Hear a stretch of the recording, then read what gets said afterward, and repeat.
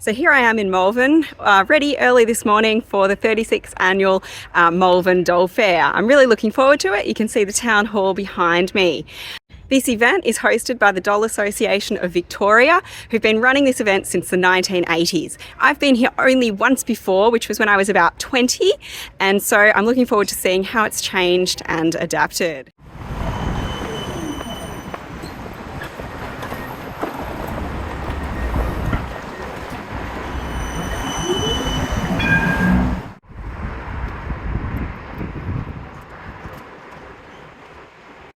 My stall is all set up and ready. I'm really happy with how much space we've been given for the tables today, as this time I've been able to set up items at both ends and you can see them really nicely. So up here I've got these smaller dolls like Poppy Parker and the 12-inch Marley Wentworth doll from Tonna. Around the front I've set up some box dolls and some of the clothing I've got. You can see a beautiful doll case there and some gorgeous Tonnas with those wonderful dresses. Around this side I've made this the Eloan Wild side. So I've got all the boxed Eloans up there. There's 4 of them in a row. Don't they look amazing? And just a couple of Tonnas down the bottom. Making sure there's something for everybody. There are some cheaper items at the front like clothing, and then I've got all the dolls stood up in rows and they're organised. So I've got some Poppy Parkers here, some Jean Marshall and other random and varied 16-inch dolls, and then obviously my specialty is Tonna. You can see a few Eloan Wilds, and everyone else pretty much is a Robert Tonna doll. So in a sec I'm going to go around and have a look at what others have on display today.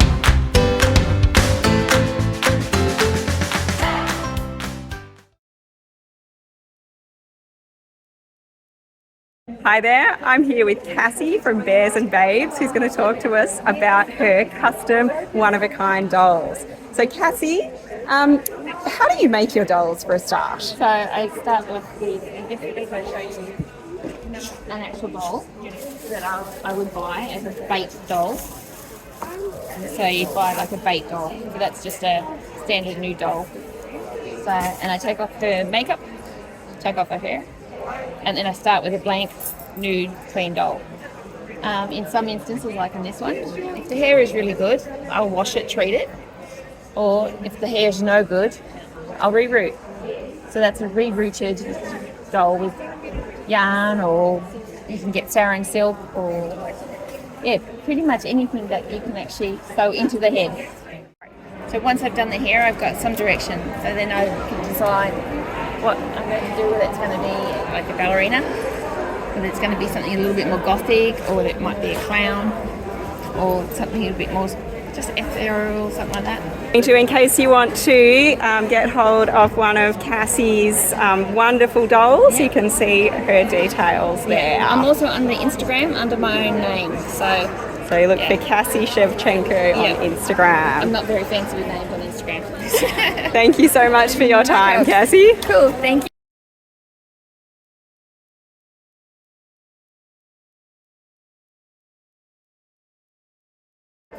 I'm here with Debra Cooper now of Grace Couture. I'm really excited to talk to her because Debra's purchased several dolls from me before so that she can make her wonderful outfits from them.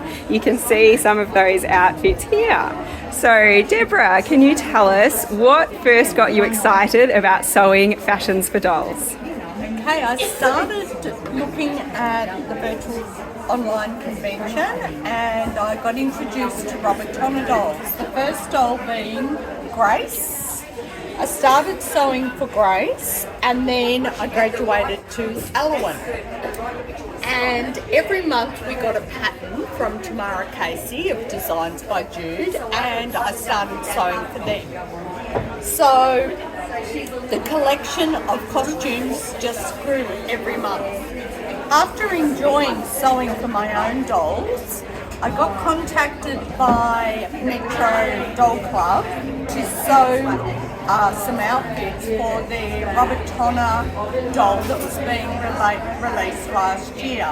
And these are the sample costumes I did for the dolls, and I eventually sewed 30 different sets. Wow, how long did that take you to sew all of those? That took me about 4 months. And in case you want to get in touch with Debra about some of her fashions, there is her card and her details. Can I just ask before I go, approximately what do you charge for the outfits that you sell? Okay, if it's something that's really detailed and say an evening gown, I'll probably look at 100 to 120 Australian dollars. If it's ones like these, where we've just got a petticoat and a dress, probably around 50, 55.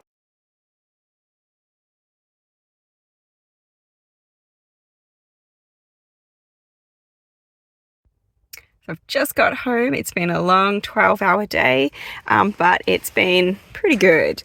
I did sell a little bit of everything, but what I most enjoyed was actually meeting lots of great people, chatting, sharing ideas. I also brought home a bit of swag. I can't really go to a doll show without buying something. Now I've just got to unpack the car and have dinner. So I'm pleased to say that I did sell a lot more than I bought at the doll fair today, but it's hard to go to a site with so many dolls for sale and not come home with something. I was really happy to find some Tonners that I didn't have and some really rare ones. So I did grab them up. This first one here, I'm not totally sure yet who she is, but I could see from the face sculpt that she's a Stella. And although her outfit doesn't look like it is the original one from her, it is a Tonner outfit. So I think it'll be really nice. It might go up for sale in my store, we'll see, but I really love her. She's one I haven't had before. The other two here, also really nice dolls. This one was Lane. I've had her outfit before, but I've never had her, and the lane sculpt is pretty hard to find. I think this is Women in Media Awards. Really beautiful sheer dress with lots of sparkles. The last one, when I saw her there, I wasn't sure who she was. I just knew that she was reasonably rare because she really doesn't, I haven't seen her very often. She's got the Antoinette body. She's a paler skin tone. I looked her up afterwards and I'm pretty sure that she's Gina TDLM Noir, and I think she's really quite hard to find, so really excited to get her as well. The last doll I got was probably the impulse purchase for me. After talking to Cassie, I really just fell in love with her art, and I thought it'd be wonderful to have one of her pieces to display as a bit of a memory from today. And when I saw this girl, well, I talked to her about the centerpiece, which is this dragon, and I said, how does she make the dragon? She said it's a Lego dragon that she has customized like this, and because of that it also moves, it flaps its wings. And I, with my kids who love Lego, I thought that was such an awesome idea, a way to reuse crafts. She comes with a cool display that the dragon sits up on, and the doll herself, she has like a Viking look but with this super extravagant hair. And so I just thought, wow, I don't have anything like that. That's going to be such an awesome display in my doll room. So I'll be setting that up a little bit later, and also getting to know my new Tonnas a bit better as well.